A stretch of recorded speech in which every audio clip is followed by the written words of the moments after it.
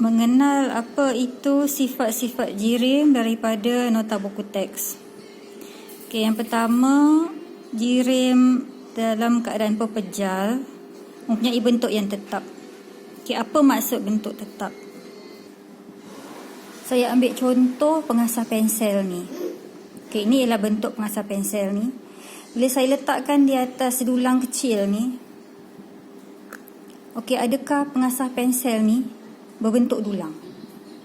Okey, tidak ya. Ataupun saya ambilkan pengasah pensel ni letak pula di atas buku. Okey, adakah pengasah pensel ni akan membuat bentuk buku pula? Okey, tidak juga. Jadi ini menunjukkan sesuatu pepejal itu mempunyai bentuk yang tetap. Pepejal mempunyai jisim yang tetap. Okey, ini bermaksud kalau saya gunakan alat penimbang yang mana-mana pun, pepejal akan menunjukkan bacaan jisim yang sama. Okey, ini ialah contoh alat penimbang yang ditunjukkan dalam buku teks. Jika saya menggunakan alat penimbang seperti dalam gambar ini pula, bacaan sesuatu pepejal itu masih menunjukkan berat yang sama. Ataupun pepejal ini saya timbang beratnya di mana-mana tempat di muka bumi ini, ia masih lagi menunjukkan bacaan. Okey, seterusnya apakah yang dimaksudkan dengan pepejal mempunyai isi padu yang tetap? Okey, contohnya jika saya gunakan pengasah pensel ini, isi padu kita boleh rujuk juga pada saiz ya. Okey, saya letakkan pengasah pensel ni di atas dulang.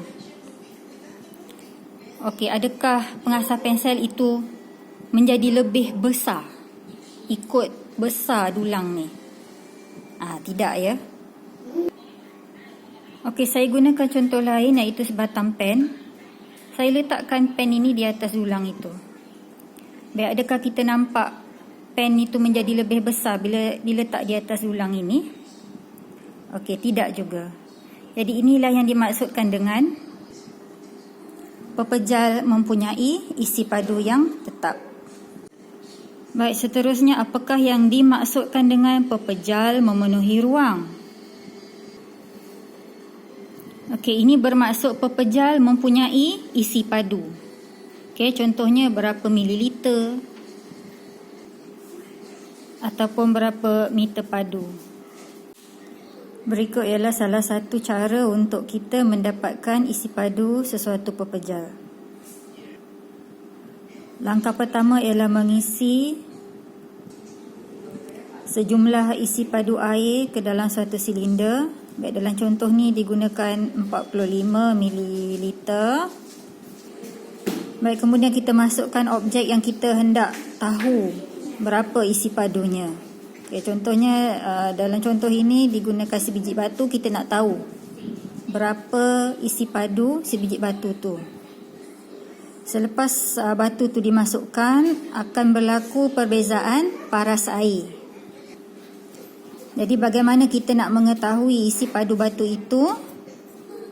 Okey, isi padu batu itu adalah perbezaan di antara paras air pada permulaan dengan paras air yang akhir.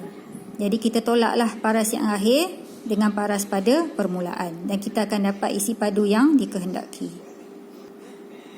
Baik, kaedah melihat perbezaan paras air akhir dengan awal, ini kita panggil kaedah sesaran. Okey, ini murid-murid telah belajar dalam mata pelajaran sains tahun 3. So kalau tak ingat, boleh tengok baliklah buku nota, buku tulis darjah 3.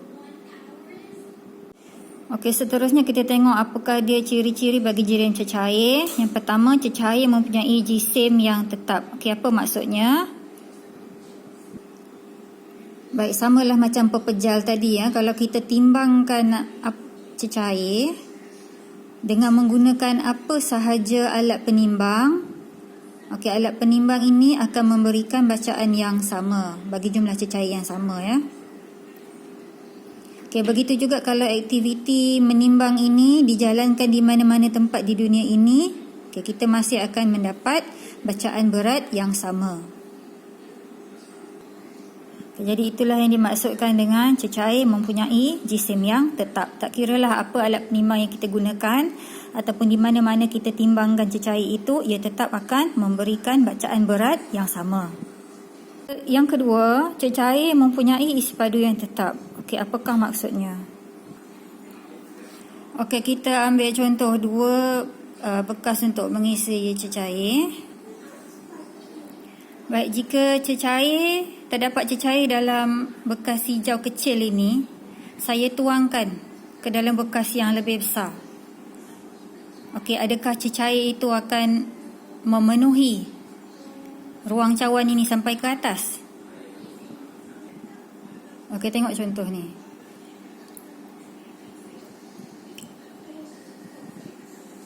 Okey ya. Air yang dituangkan itu tidak sampai ke tepi atas cawan ini. Okey, kemudian saya tuangkan semula ke dalam bekas hijau tu.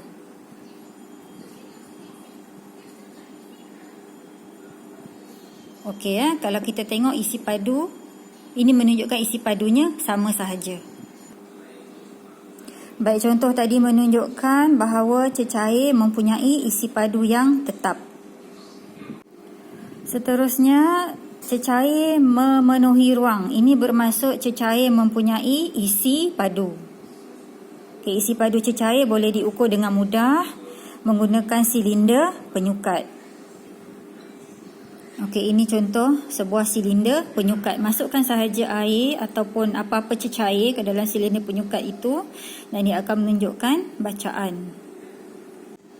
Isi padu cecair juga boleh diukur menggunakan sebuah picagari seperti dalam gambar ni. Okay, contohnya bila kita nak makan ubat yang dalam bentuk cecair.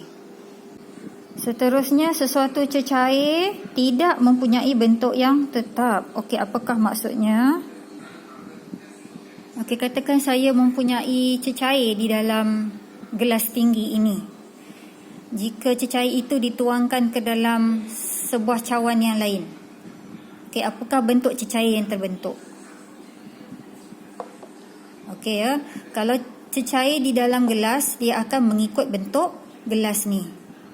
Tetapi kalau cecair itu dah berpindah ke dalam satu cawan, adakah cecair itu akan tetap berbentuk gelas? Ya, tidak. Dia akan ikut bentuk cawan yang diisinya. Okey, itulah maksudnya cecair tidak mempunyai bentuk yang tetap.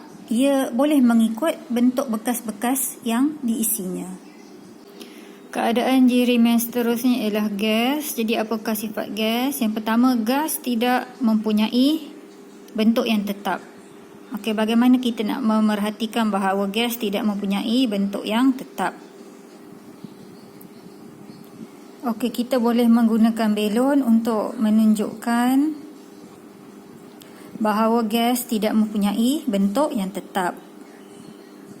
Baik, udara ialah salah satu bahan dalam bentuk gas. Jadi apa yang kita buat ialah tiupkan belon-belon yang berlainan bentuk ini supaya mengembang, supaya udara, menunjukkan udara masuk ke dalam belon ataupun gas tadi masuk ke dalam belon.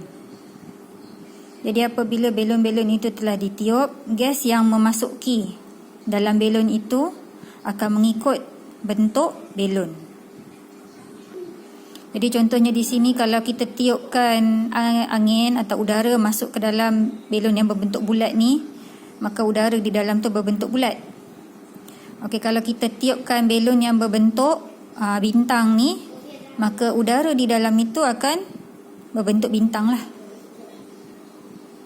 Jadi di sini dengan kata lainnya, gas mengikut bentuk bekas yang diisinya, seperti cecair tadi.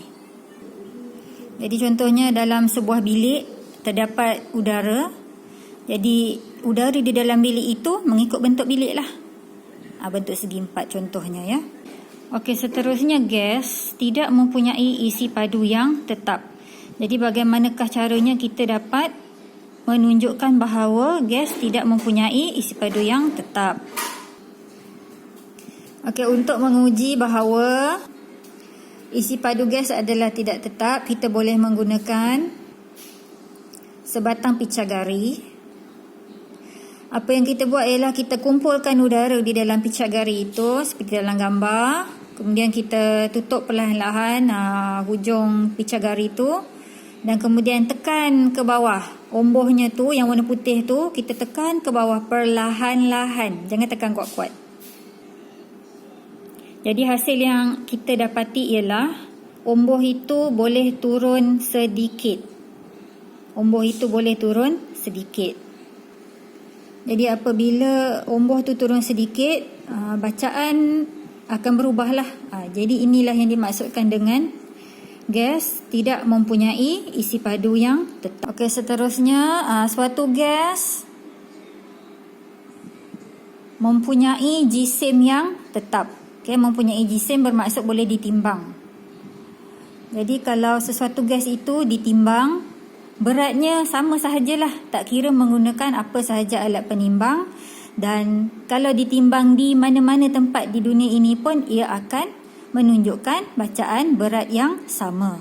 Okey, seperti juga jirim yang lain, gas memenuhi ruang. Okey, memenuhi ruang bermaksud mempunyai isi padu. Okey, cuma isi padu gas ni tadi ia tidak tetap.